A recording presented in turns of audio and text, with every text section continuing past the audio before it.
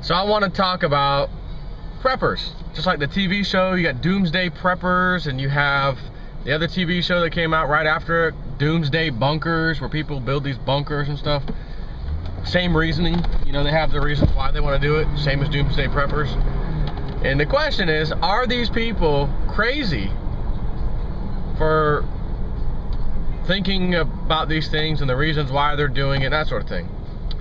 So first, let's think about if you play chess, the game chess,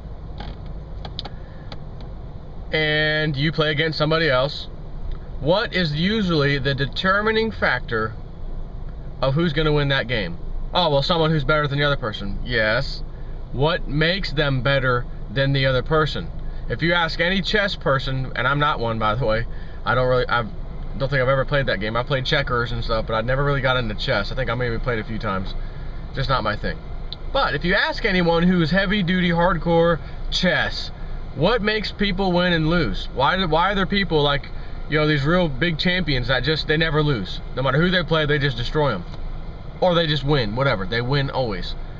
And they will tell you the same thing. And that is this. They have the ability to look into the future, so to speak, of advanced moves.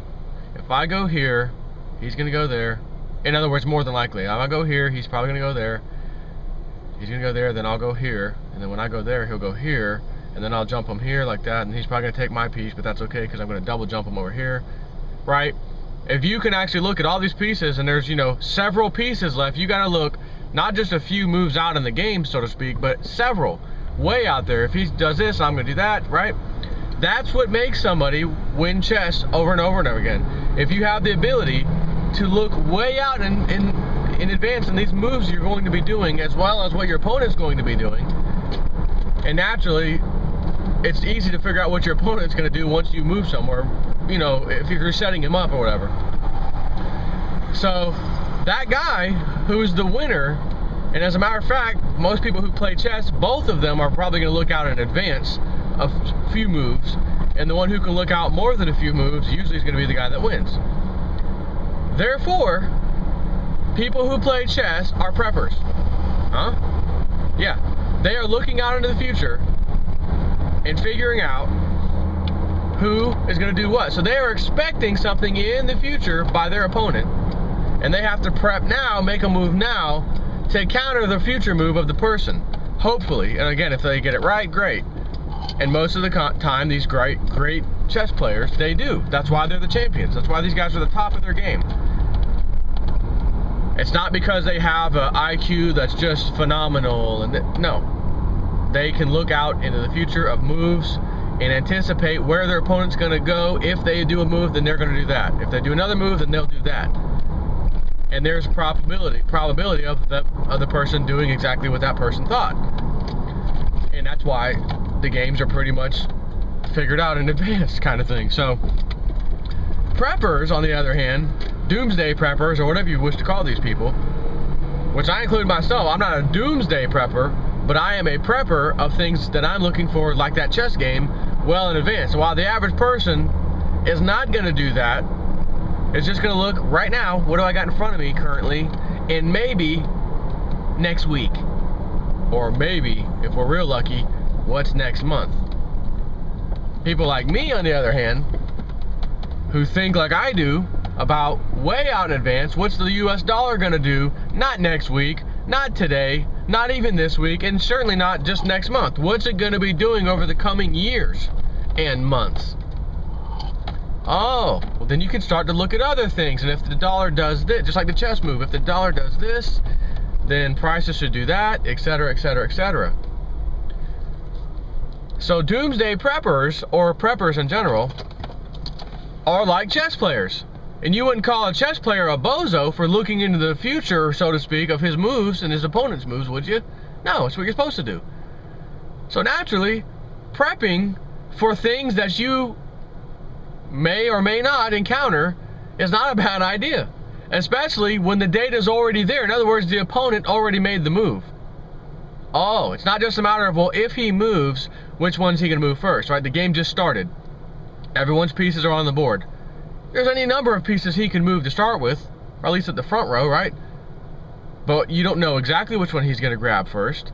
But as soon as he grabs one, moves it, then you grab one and move it, then he grabs one and moves it, then you grab one and move it. Now you've got a board. Now you can kind of figure out what's going on, at least in the beginning. We kind of know where this game's going. Those things, so to speak, as that little example, have already taken place in this country, in the world, etc. It's already done. It's already happening. The chess pieces have already been moved, and they're gearing up for some major plays in this example.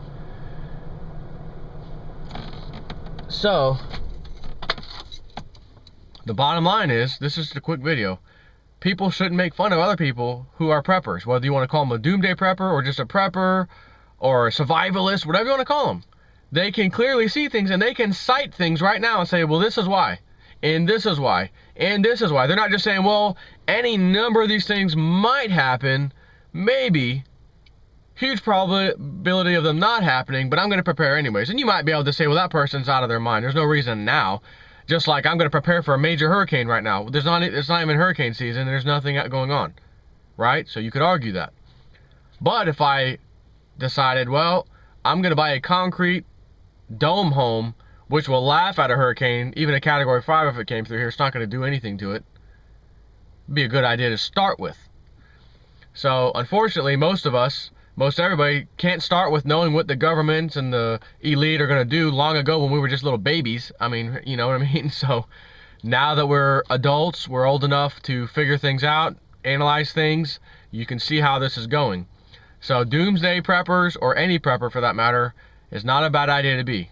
And it's funny because I see people make fun of them all the time. People at my work, they talk about the show, and believe me, there's some pretty ridiculous reasoning and way out in left field that some of these doomsday preppers on the TV show are doing.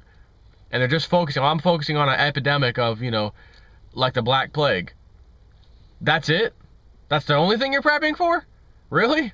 You're going to have to worry about a lot more brutal things than that before that ever comes. You know what I mean? So, anyways, I just want to make a point here that people shouldn't make fun of those other people, because again, how this usually ends is those people who prepared, who have nothing to lose if they're wrong. If they're wrong, they have nothing to lose. If they're right, they have everything to gain, and everybody else has everything to lose. So it's a win-win situation. I just want to share that with you. Take care.